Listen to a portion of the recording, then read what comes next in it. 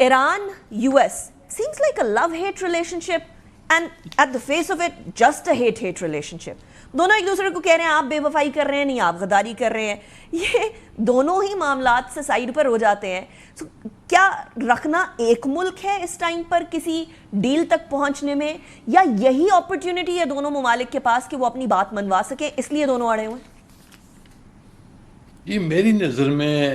تو جو اہم سوال آپس میں ہیں, ہرمز کا سوال ہے, آگے جا کر جو جوہری پروگرام ہے ایران کا, اور سینکشنز کا مسئلہ ہے, ان چیزوں پر موٹی موٹی اگریمنٹ میرے خیال میں ہو گیا ہے آپس میں. اب جو اختلاف ہے وہ لفظہ لفظی پہ کچھ اختلاف ہیں,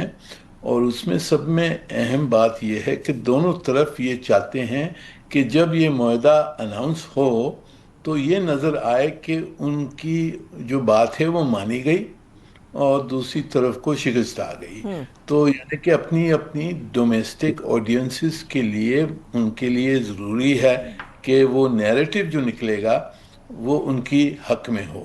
ٹرمپ صاحب کا بھی میرے خیال میں یہی ایک مسئلہ ہے کہ کس طرح سے پریزنٹ کیا جائے یہ معاہدہ, اور اسی لیے جو انہوں نے جو ٹروتھ سوشل میں جو کچھ نقطے انہوں نے کہا کہ میں یہ بھی چاہتا ہوں وہ بھی چاہتا ہوں, یہ مسئلے جو ہیں میرے خیال میں اس کے اوپر موٹی موٹی اگریمنٹ ہو گیا ہے, اور اب وہ یہی بتانا چاہتے ہیں کہ میری بات مانی گئی ہے.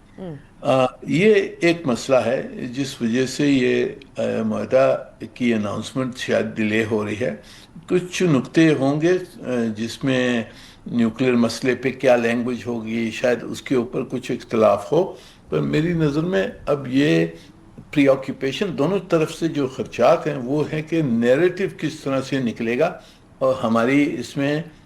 آڈینس جو ڈومیسٹک آڈینس ہے اس کو یہ ماننا پڑے کہ ہم نے جیت لی, ہماری جیت ہوئی ہے اس میں. اوکے, سو دونوں کے ہی پولیٹیکل